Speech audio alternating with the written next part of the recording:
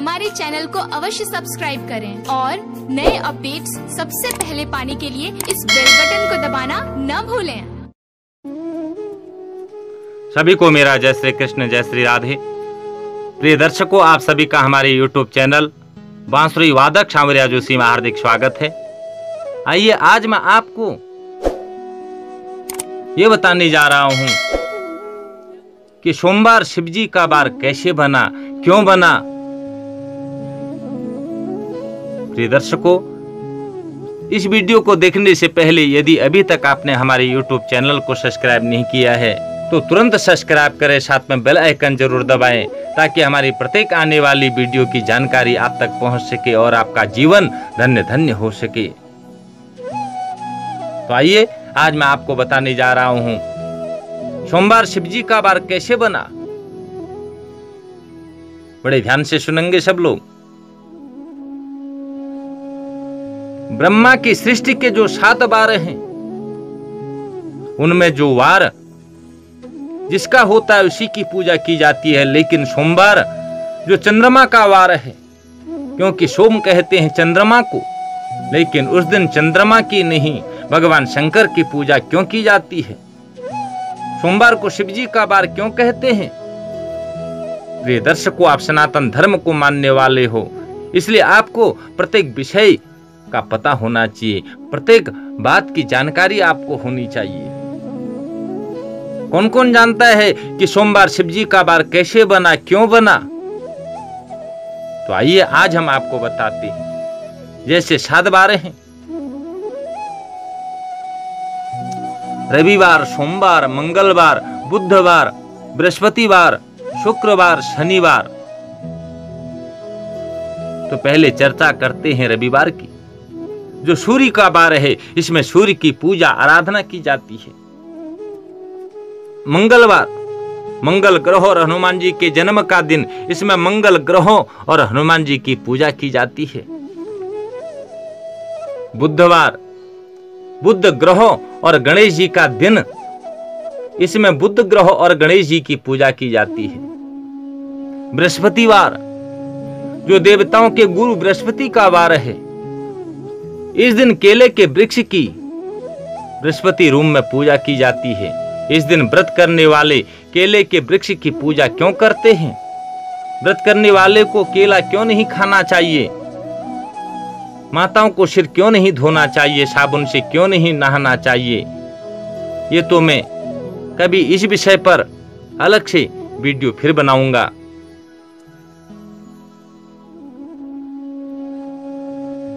फिर चर्चा आती है शुक्रवार की, जो शुक्र ग्रह और देवी भगवती का वार है।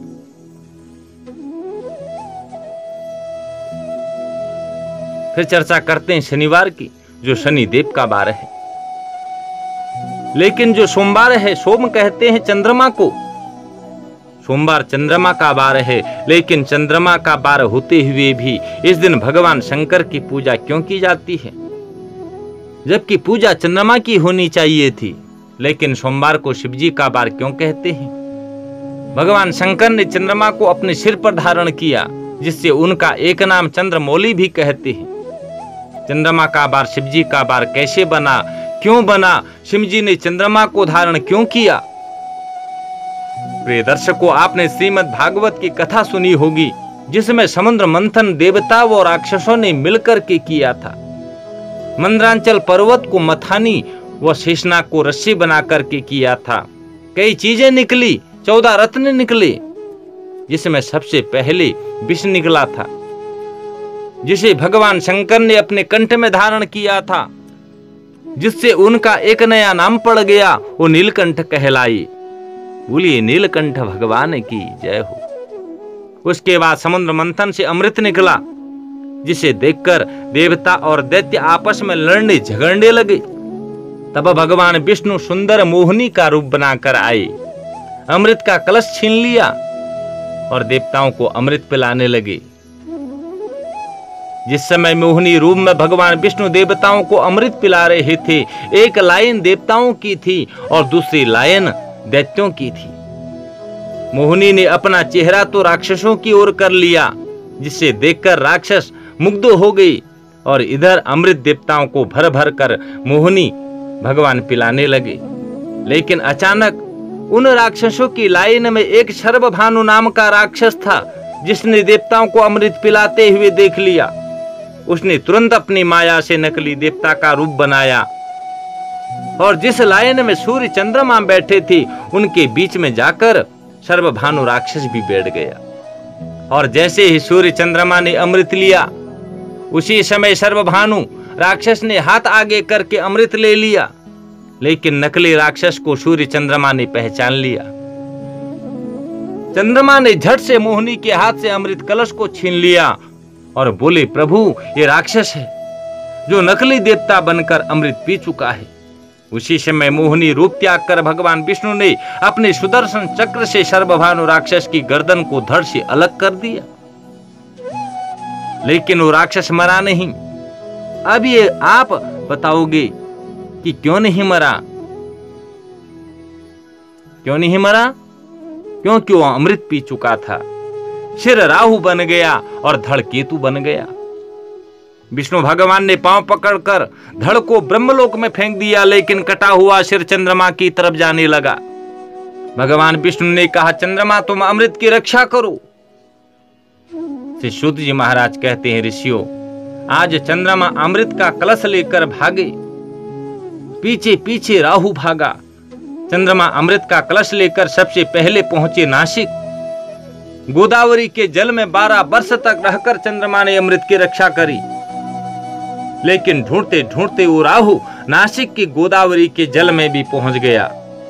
यहाँ चंद्रमा और राहु के बीच उस अमृत के लिए भयंकर युद्ध हुआ, जिससे अमृत की कुछ बूंदें गोदावरी के जल में गिर गई।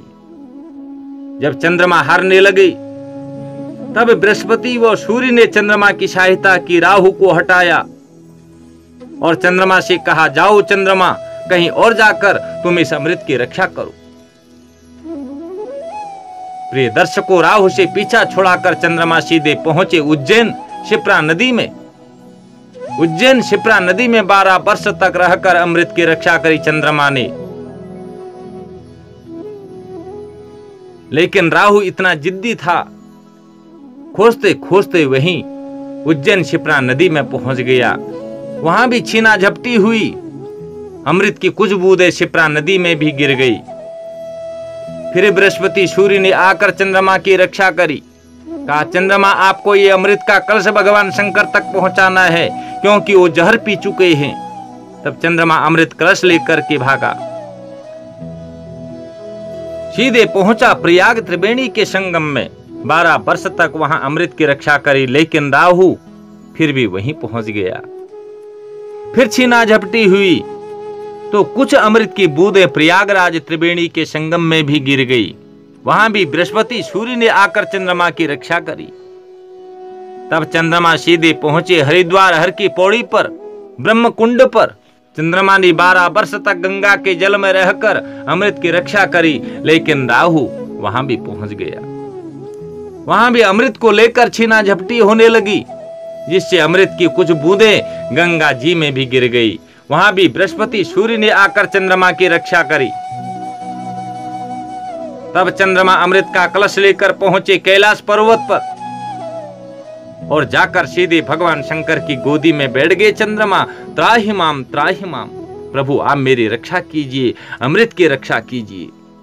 चंद्रमा को देखकर भगवान शंकर बोले, चंद्रमा चिंता मत करो, यदि तुम मेरे शरणागत बनकर आए हो तो तुम्हारी रक्षा मैं अवश्य करूंगा और तुम्हारे अमृत की रक्षा भी करूंगा। जैसे ही चंद्रमा को भगवान शंकर ने वरदान दिया, तब तक प्रिय दर्शकों ढूंढते ढूंढते वो राहु भी वहां पहुंच गया। कैलाश पर्वत पर शिव जी के सामने वो राहु भी जोर जोर से रोने लगा, त्राहि माम, त्राहि माम, त्राहि माम। तब भगवान शंकर ने कहा राहु से, अरे तू कौन है, तेरी धड़ कहां चले गई? तब राहु ने अपनी सारी कथा व्यथा सुनाई। कहा, प्रभु मैं सर्वभानु नाम का राक्षस था, देवताओं ने मेरे साथ धोखा किया है। हमें अमृत देने का वादा किया था देवताओं ने, लेकिन भगवान विष्णु ने कपट करके मोहिनी रूप में हमसे धोखा किया। और जब मैं देवताओं का रूप बनाकर अमृत पीने लगा तो इस चंद्रमा व सूर्य ने मेरी शिकायत कर दी। तब भगवान विष्णु ने अपने चक्र से मेरे 2 भाग कर दिए, लेकिन मैं अमृत पी चुका था प्रभु, इसलिए मरा नहीं। देवताओं ने मेरे सिर का नाम राहु और धड़ का नाम केतु रख दिया। शिव जी बोले, तू क्या चाहता है? बोले, एक काम करो प्रभु, इस चंद्रमा ने शिकायत करके मेरे शरीर के 2 टुकड़े करवाए हैं और इसी के हाथ में अमृत का कलश है। आप इसको अपनी गोदी से उतार दीजिए, अपने पास से अलग कर दीजिए। मैं पहले तो चंद्रमा को चबा चबा कर खा जाऊंगा, अपने शत्रु का बदला लूंगा और उसके बाद सारा अमृत पी जाऊंगा और सभी राक्षसों को भी पिलाऊंगा। भगवान शंकर तो अंतर्यामी थे। राहु से बोले, भाई आप तो ये चंद्रमा और अमृत का कलश मेरी शरण में आ गया है और जो शरणागत की रक्षा नहीं करता उससे बड़ा पापी कोई नहीं होता, इसलिए अब मैं चंद्रमा की रक्षा तो जरूर करूंगा। एक काम कर, इसके बदले में तू कोई और वरदान मांग ले। प्रिय दर्शकों, राहु बड़ा चालाक था। बोला कि पहले आप मुझे वचन दो कि मैं जो मांगूंगा आप मुझे वही देंगे। भगवान शंकर ने राहु को वचन दे दिया कि राहु तू जो मांगेगा वही तुझको दूंगा। तो राहु ने कहा, भोलेनाथ आप मुझे केवल एक वरदान दीजिए, आप अपने दोनों हाथों से इस चंद्रमा को मेरे मुख पर रख दीजिए। शिवजी ने कहा, तथास्तु। जैसे शिवजी ने तथास्तु कहा, चंद्रमा तो रोने लगा। ये भोलेनाथ, ये आपने राहु को क्या वरदान दे दिया? तुमने बिना सोचे समझे वरदान दे दिया राहु को। भगवान शंकर हंसने लगे, कहा, चंद्रमा तुझे ही तो मुख में रखने के लिए कहा, अमृत तो रखने के लिए नहीं कहा ना। चंद्रमा को गुस्सा आ गया, क्रोध आ गया, कहा तुम्हें अमृत की पड़ी है। तभी भगवान शंकर ने आशीर्वाद दिया, शायद चंद्रमा तू ये भूल गया कि जाको राखे साइया, मार सके न कोई, बालन बांका करी सके, जो जग बैरी होई। दुनिया में जगत पिता जिसका रखवाला है प्रिय दर्शकों, उसे कौन मार सकता है? आज भगवान शंकर कहते, राहु तुझे दिया गया वरदान आज मैं पूरा करता हूं। अब प्रिय दर्शकों सोचिए, विचार कीजिए, उस समय चंद्रमा की क्या हालत हो रही होगी। जरा विचार करो, मौत के मुख में दे रहे थे भगवान शंकर, चंद्रमा के पसीने पसीने छूट रहे थे। राहु के मुख में जैसे ही चंद्रमा को रखा, भगवान शिव की कृपा से राहु की बुद्धि खराब हो गई। राहु को भयंकर क्रोध आ गया चंद्रमा को देखकर।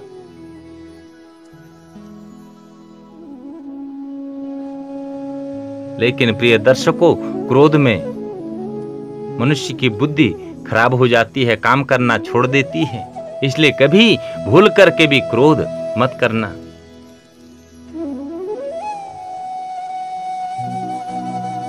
क्योंकि गीता में भगवान श्री कृष्ण स्वयं कहते हैं, ध्यायतो विषयान पुंसः संगस्तेषु पूजायते, संगात संजायते कामः, कामात् क्रोधाभिजायते, क्रोधाद् भवति सम्मोह, सम्मोहात् समृति विभ्रमः, समृति भ्रंशात् बुद्धिनाशो, बुद्धिनाशात् प्रणश्यति। भगवान श्री कृष्ण कहते हैं कि क्रोध के समय व्यक्ति की बुद्धि नष्ट हो जाती है, इसलिए क्रोध कभी भूल करके भी नहीं करना चाहिए।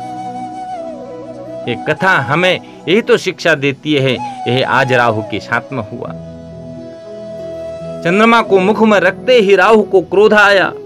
सोचने लगा, ये चंद्रमा मेरा परम शत्रु है, मैं इसे चबा कर नहीं खाऊंगा, ये मेरा दुश्मन है, इसलिए साबुत ही निकल जाऊंगा। राहु ने चंद्रमा को दांतों से नहीं चबाया, बल्कि सीधे ही निगल गया। पर शिव माया से भूल गया कि गले के नीचे तो सपाचट मैदान है। जैसे ही निकला, चंद्रमा बाहर निकला, शिव जी की गोदी में जाकर बैठ गया। तब राहु बोला, प्रभु बड़ी भूल हो गई। शिव जी बोले, जो हो गई सो हो गई, अब मैं कुछ नहीं कर सकता। तब तक भुवन के सारे देवता कैलाश पर्वत पर पहुंच गए, शिव जी के हाथ जोड़कर प्रार्थना करने लगे। भुवन के समस्त देवताओं को देखकर शिव जी ने कहा, ए देवताओं, इस समय तुम कैलाश पर कैसे पधारे? कहने लगे, प्रभु ये जो चंद्रमा आपकी गोदी में है, आज इसने सारे देवताओं पर इतना कर्जा चढ़ा दिया है, इसका कर्जा हम जीवन भर नहीं दे सकते। इसी चंद्रमा ने अमृत कलश की रक्षा की है। सो हे प्रभु, आप चंद्रमा पर कृपा कीजिए। इधर देवता हाथ जोड़े थे, बीच में राहु भी जोर जोर से रोने लगा। शिवजी ने देवताओं से कहा, तुम्हारी बात बाद में सुनूंगा, पहले राहु की बात को सुनने दो, क्या कहता है। राहु बोला, महाराज आप मेरे जीवन को अजर अमर तो कर गए हैं, लेकिन हे नाथ, ये देवता कहीं मेरे और 2 टुकड़े ना कर दें, क्योंकि दूध से जला हुआ मट्ठा भी फूंक फूंक कर पीता है। तभी देवताओं के बीच में राहु ने कहा, प्रभु आज मैं भी आपके चरणों में प्रण करता हूं कि जब तक ये चंद्रमा तुम्हारी गोदी पर है तब तक मैं इसका कुछ नहीं बिगाड़ पाऊंगा, लेकिन जब जब ये चंद्रमा पृथ्वी की ओट में आएगा तब इसको मेरा ग्रहण अवश्य लगेगा। अब तो देवता घबरा गई, बोले, महाराज आप कभी चंद्रमा को पृथ्वी पर मत उतार देना। और चंद्रमा भी बोला, प्रभु आपको मेरी और अमृत की रक्षा करनी है। शिवजी ने कहा, जाओ चिंता मत करो। तब शिवजी ने वरदान दिया, कहा, चंद्रमा आज से मैं तेरे 2 भाग बनाता हूँ। असली रूप चंद्रमा तू मेरे ललाट पर रहेगा और दूसरा छाया रूप में तू आकाश में सदा रहेगा। लेकिन प्रकृति के नियम के अनुसार जब जब भी तू पृथ्वी का स्पर्श करेगा, राहु का तुझे ग्रहण अवश्य लगेगा, और ग्रहण लगते ही सारी की सारी चीजें अशुद्ध हो जाएगी। जो उस समय दान करेगा, कीर्तन करेगा, उसी पर मुझ भगवान शंकर की कृपा होगी। तभी शंकर भगवान ने अपने दोनों हाथों से चंद्रमा को उठाया और अपने ललाट पर धारण कर लिया। और चंद्रमा के पास किसका कलश है? अमृत का कलश।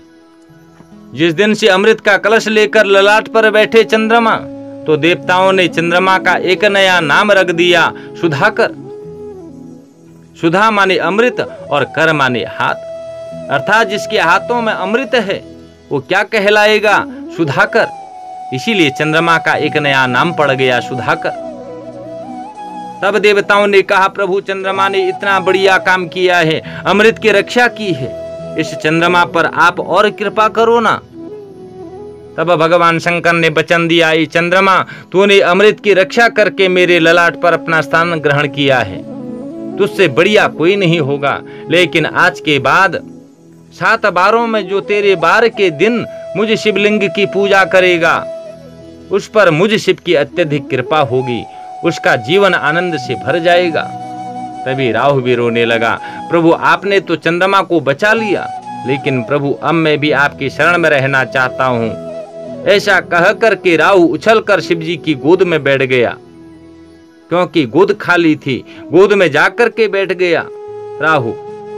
जैसे राहु बैठा तो शिवजी का शरीर हिला, तो चंद्रमा जो ललाट पर अमृत का कलश लिए थे उसमें से अमृत की बूंदें गिरी, तो उस राहु के एक शरीर के कई सिर हो गए और सारे के सारे सिर मुंडों की माला बन गई। तब देवताओं ने कहा, प्रभु आप इस राहु का भी कल्याण करो, इससे भी अपने शरीर पर धारण करो। तो जो राहु के मुंडों की माला बनी, उसे भगवान शंकर ने अपने गले में माला की जगह धारण कर लिया। इस प्रकार से शिव के ललाट पर चंद्रमा, गले में मुंडों की माला। तभी देवताओं ने कहा, प्रभु जिस समय चंद्रमा ने अमृत की रक्षा करी, उसे चंद्रमा ने 4 स्थानों पर रखा। चंद्रमा राहु के बीच 1 महीना तक युद्ध हुआ, जिससे अमृत की बूंदें उन नदियों में भी गिर गई थी। तब शिवजी ने कहा, देवताओं जिस स्थान पर ये अमृत का कुंभ रखा गया है, 12 साल तक 1 महीने तक लगातार युद्ध हुआ, जिससे उन नदियों का जल अमृत बन गया। ये देवताओं जाओ, मैं वरदान देता हूँ कि हर 12 साल के बाद उन नदियों के जल में 1 महीने तक वो जल अमृत तुल्य रहेगा। उस समय जो उन नदियों में स्नान करेगा वो कुंभ का स्नान कहलाएगा। कितनी नदियों में अमृत का कुंभ रखा गया था? नंबर 1 नासिक की गोदावरी में, नंबर 2 उज्जैन की शिप्रा नदी में, नंबर 3 प्रयाग के त्रिवेणी संगम में, नंबर 4 हरिद्वार के हर की पौड़ी ब्रह्म कुंड में। इसलिए आज भी नियम है कि हर 12 वर्ष के बाद उन नदियों में नदी का जल अमृत होने के कारण हर 12 वर्ष के बाद कुंभ का मेला लगता है। कुंभ स्नान इसी कारण से बनाया गया है। प्रिय दर्शकों, मुझे पूर्ण विश्वास है कि वीडियो आपको जरूर पसंद आएगी। तो लाइक, कमेंट, शेयर जरूर करें, क्योंकि मेरा उद्देश्य यही रहता है कि जन जन का कल्याण हो।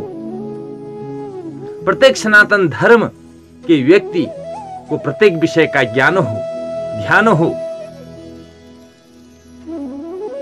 जिससे हम और आप लोगों को जीवन का आनंद आ सके। और मनुष्य जन्म इसीलिए मिला रहता है।